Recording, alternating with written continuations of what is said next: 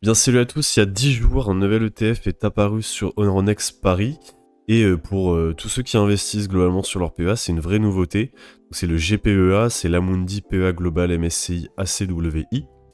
Pour la première fois, en fait, on peut avoir les pays développés et les pays émergents en une seule ligne, et ça dans notre PEA.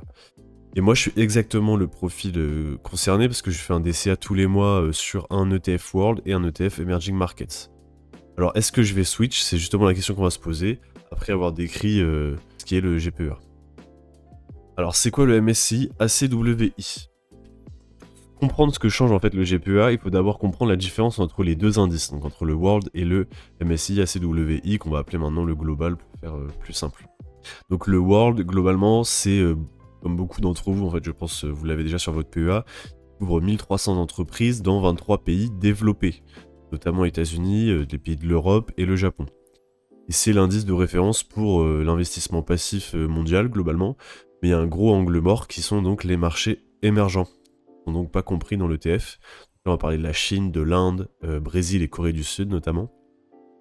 Et là, le All Country World Index, donc le global, c'est du coup le World étendu aux emerging markets. Donc on passe à 2460 entreprises dans 47 pays, et les émergents représentent environ 12% de l'indice. Fait que maintenant, ça comprend donc les pays comme la Chine, l'Inde et le Brésil qui ont des fortes croissances quand même depuis plusieurs années. Mais aussi, il faut savoir que c'est toujours fortement concentré sur les États-Unis, à hauteur de 63%. C'est le même niveau que le World, mais il faut noter du coup qu'il n'y a pas de changement là-dessus. Donc si vous voulez réduire votre exposition US, bah, le global ne va pas vous aider vraiment sur ce sujet. La diversification supplémentaire vient uniquement du fait qu'il est 12% d'émergents en plus. Donc, le GPEA, ce que c'est vraiment. Jusqu'au 15 juillet 2026, il était impossible en fait d'avoir le ACWI dans un PEA, parce que le PEA n'accepte que les actions de l'espace économique européen. Et l'ACWI, avec sa concentration sur les US, en fait, ne rentrait pas dans ce cadre européen, donc, et de pouvoir l'acheter sur le PEA. Amundi, ils ont comblé ce vide avec le GPEA, avec, donc, comme vous pouvez voir, le ticker que je vous mets affiché à l'écran. Il est coté donc sur l'Euronext Paris avec des frais à 0,30% par an et des parts qui sont environ à 5 euros avec un ETF donc capitalisant, c'est-à-dire que les dividendes sont réinvestis. Comment c'est possible techniquement? En fait, c'est une réplication qui est synthétique via un swap. Donc le fonds, en gros, il détient un panier d'actions européennes pour satisfaire donc toutes les règles du PEA qui fait qu'on peut l'acheter le ETF.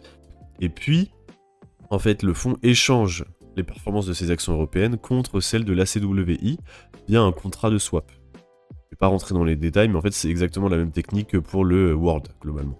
C'est pas nouveau, c'est pas un nouveau risque ou quoi que ce soit, c'est vraiment un mécanisme qui est utilisé sur de nombreux ETF, et donc il n'y a aucun souci, et je pense que vous l'utilisez déjà sans le savoir forcément. Et en fait, la nouveauté, c'est surtout que c'est le premier ETF qui permet en fait de loger l'ACWI complètement sur notre PEA. Avant, c'était physiquement impossible. Maintenant, ce qui va être intéressant, ça va être de comparer donc le GPEA avec le World plus émergent. La question, ça va être de se poser, est-ce que le GPEA est mieux que les montages classiques, donc un ETF World et un ETF émergent? Donc on va commencer notamment avec les frais. Le GPEA, il coûte 0,3% d'intérêt, enfin de frais par an, comme on a pu le voir. Et le montage, entre guillemets, fait maison, donc un MSCI World à 20%, à 0,20%, plus un ETF émergent, revient environ à 0,21% de frais si on pondère du coup entre le World et le Emerging Markets. Donc en fait l'écart il est de 0,09 points par an de frais. Là on peut se dire que c'est très peu, mais si on prend par exemple sur 50 000 euros, investi ça représente environ 45 euros par an. C'est quand même une somme qui est réelle, mais ça devrait pas non plus dicter l'entièreté de votre décision parce que ça reste que entre guillemets 45 euros par an et ça peut nous économiser quand même pas mal de charge mentale, dans le terme on n'a pas besoin de rééquilibrer, etc. On verra ça plus tard. Mais il y a un point que presque personne ne mentionne et que j'ai trouvé assez intéressant en creusant le sujet, c'est-à-dire que le montage, on va dire classique, le World plus Emerging Markets, donc là je prends le PAEEM, hein, qui est l'ETF émergent éligible PEA qui vient d'Amundi, et reproduit pas exactement la même chose que la CWI. Pourquoi? Parce que le PAEEM en fait filtre les marchés émergents avec des critères ESG, donc environnement, éthique, etc. Et donc en fait certains pays et entreprises sont exclus de cet ETF pour des raisons donc environnementales et sociales. Le GPEA, lui, il réplique l'ACWI complet, sans filtre. C'est la seule réelle façon d'avoir l'indice émergent standard dans un PEA. Si cette différence, en gros, vous importe, bah, le GPEA est peut-être votre option. De mon côté, donc ma situation personnelle, je vais vous montrer donc ma situation concrète, hein, parce que je suis exactement le profil concerné, étant donné que j'ai un DCA sur le World et Emerging Markets. Je fais donc un DCA tous les mois de 150 € sur le MSCI World et 45 sur les Emerging Markets. Donc ça fait à peu près 73% qui va sur le World et 17% sur les Emerging Markets dans ma poche PEA. Ça tourne automatiquement donc le 5 du mois. N'hésitez pas d'ailleurs à aller voir ma vidéo sur le DCA pour vous expliquer un peu les tenants et aboutissants du système. La question que je me suis posée du coup, c'est est-ce que le GPEA me simplifierait pas la vie? Au lieu d'avoir 2 lignes, bah, j'en ai plus qu'une. Globalement, il y a des arguments qui sont pour, et il y a des arguments qui sont contre. Pour aller vers le GPEA, on a quand même qu'une seule ligne à gérer. Le rééquilibrage entre World et Emerging Markets globalement se fait automatiquement, et j'aurai en fait l'ACWI complet sans le filtre ESG actuel. Par contre, je paierai 0,09% de frais supplémentaires, et surtout, c'est là où ça joue pour moi, le GPEA m'imposerait la pondération de l'indice. C'est-à-dire qu'il y aurait environ 88% de l'indice qui serait indexé sur les marchés développés et 12% sur les émergents. Or, moi de mon côté, je fais un DCA en fait avec une surpondération des emerging markets. Pourquoi? Parce que c'est ma conviction, hein, je vous force pas à le faire. Et l'investisseur représente, donc comme on a pu le voir, 23% sur les emerging markets. Je devrais diviser en fait cette part par 2 si j'allais sur le GPEA. Et c'est une conviction que j'ai en fait sur la croissance des marchés émergents dans les prochaines années.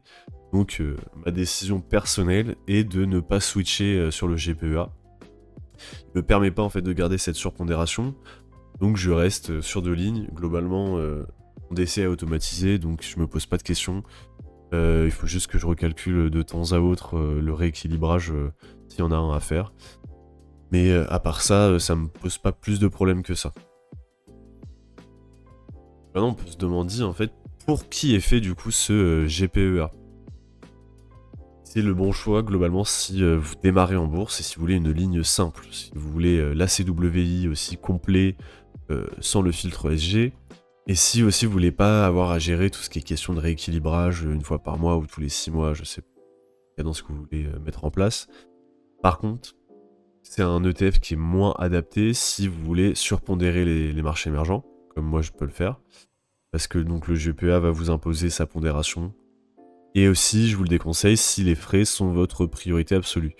Parce que le montage fait maison reste quand même légèrement moins cher avec 0,09% de frais en moins. Donc, mon verdict sur ce nouvel ETF qui est quand même très intéressant, c'est que c'est un bon ETF pour ceux qui veulent faire simple, ceux qui commencent, mais c'est pas fait pour moi. Si vous démarrez et que vous voulez une seule ligne mondiale dans votre PEA sans trop vous poser de questions, bah le GPEA il est probablement votre meilleur choix aujourd'hui en termes de simplicité, et ça, il n'y en a aucun doute.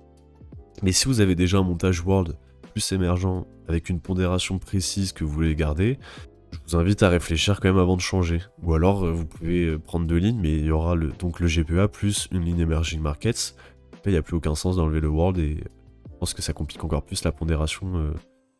Donc n'hésitez pas en tout cas à me dire si vous avez des questions en commentaire, ce que vous faites notamment sur votre PEA, est-ce que vous envisagez de passer sur le GPEA si vous aviez le World plus les émergents. Et on se retrouve dans à peu près une semaine, voire un peu moins, pour mon bilan mensuel de juillet qui va très vite sortir. Merci beaucoup.